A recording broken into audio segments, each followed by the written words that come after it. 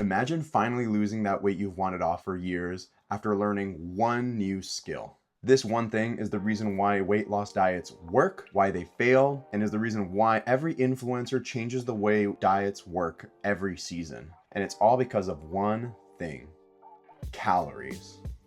They're all around us, and most people don't know what calories are, what they do, and how to use them to go ahead and lose weight easily. If you're new here, my name is Armando, and I used to be a big kid. And I tried time and time again following fad diets that I would always eventually fall off of. And the second I started to learn these 3 tips and realized it wasn't rocket science, I started to see results. But first, let's talk about the mechanism of calories.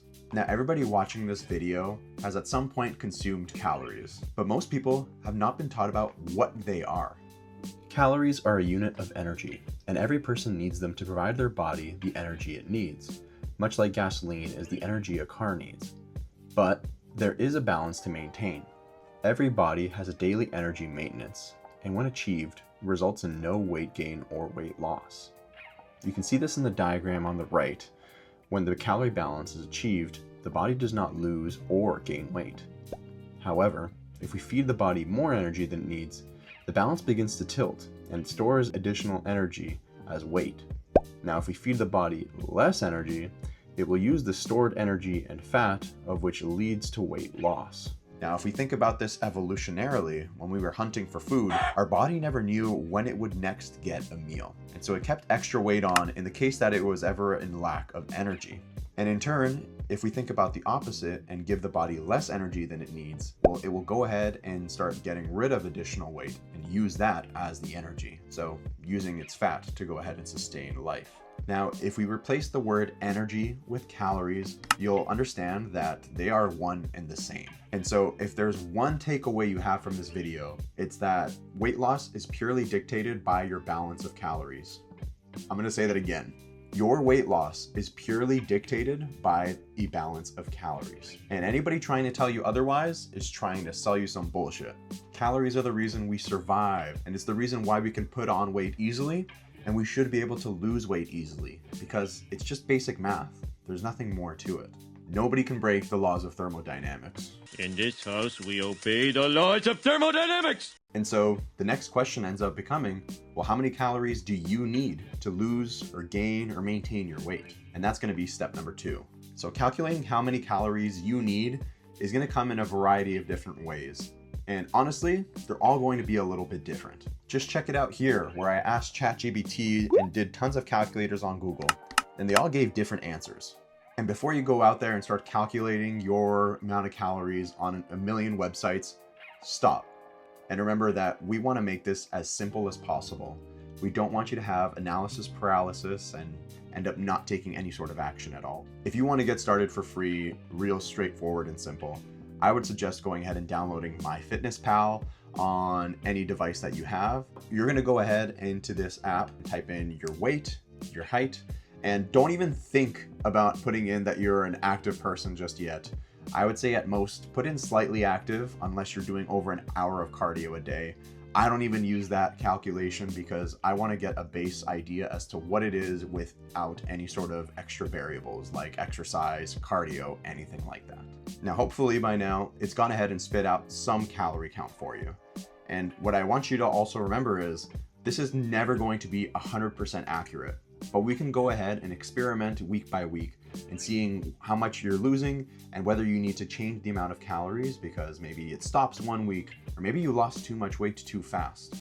And again, if you're following these tips, it's very much a possibility that that happens. So now that the MyFitnessPal gods have gone ahead and given you a calorie count, go ahead and start to take a look around on the app and see that, hey, you can go ahead and start tracking your foods by scanning the barcodes on different food items, by going ahead and measuring out a cup of strawberries or a tablespoon of peanut butter or anything like that around your house. And it's going to take a bit of time to put in the foods that you typically eat, but once you have them all in there, it'll have it saved and you'll be able to go ahead and use that log of food to keep on tracking what you're eating. And it sounds intimidating at first, but this right here is the most important part about the tracking of calories, because you will start to learn a skill just like it was mathematics in grade 1 and 2 of addition and subtraction. you will learn how to actually go ahead and add and subtract different foods from what your calorie count is. And you don't have to do this the rest of your life, but it's going to be so beneficial for you to learn a basic idea of it, so you don't have to rely on going ahead and tracking it on your phone every day. Now, if you think you can't do this, remember, it is literally basic math. And you can go ahead and purchase some tools that end up helping you along the way, like a weight scale to actually measure your body weight. You can also go ahead and get a food scale to really track your foods a little bit more accurately without having to clean a ton of tablespoons and cups and random things around the house, and also finding out whether things are actually heavier or lighter than you thought, so you get to eat more or less. And trust me, this is truly a game changer.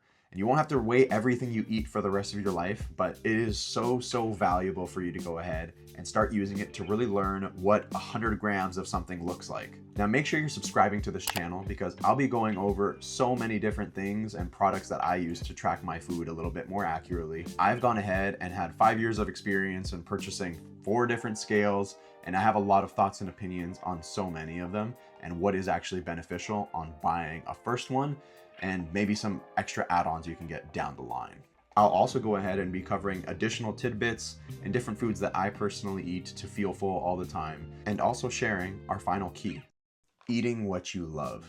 This principle is all about going ahead and really feeling full on foods that you enjoy eating, and never making yourself suffer through having to eat a plain chicken breast with nothing on it. This is what really encouraged me to start calorie counting, because I started to learn that I don't actually have to make myself eat things I didn't like. I just had to really track the calories and enjoy whatever it was that I wanted to.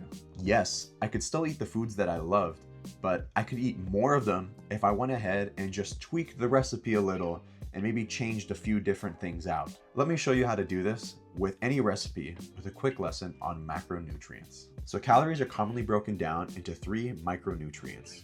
1 gram of protein is equal to 4 calories, 1 gram of carbohydrates is equal to 4 calories, and 1 gram of fat is equal to 9 calories. You might be thinking right away, fat has to be the worst of all because it has the most of calories.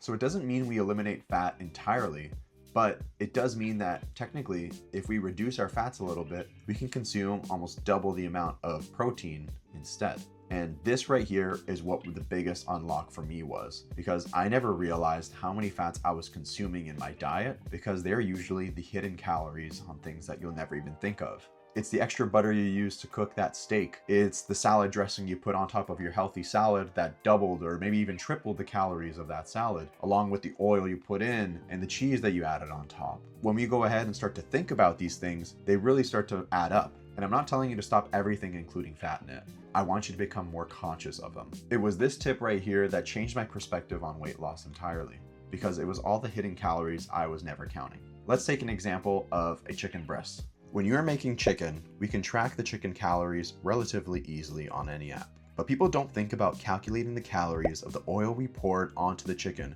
for seasoning, or the sauces we add to the chicken after, with the end result of doubling or tripling the calories of the food overall.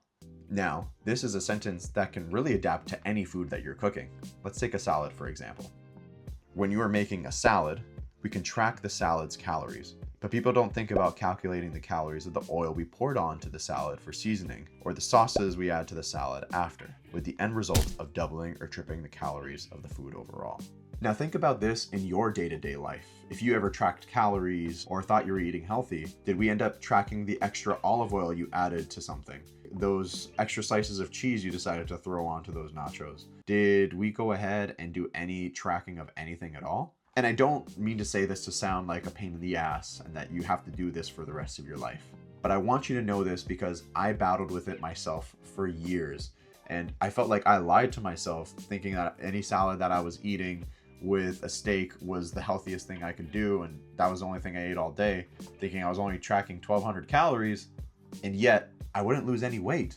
And it was because I wasn't thinking about all these extra add-ons. And as a bonus, nowadays, you can Google any recipe and its low-calorie alternative, and it's gonna be pretty banging. Now, if you're wanting to go ahead and lose weight while feeling full consistently, you're definitely gonna wanna pick up a food scale.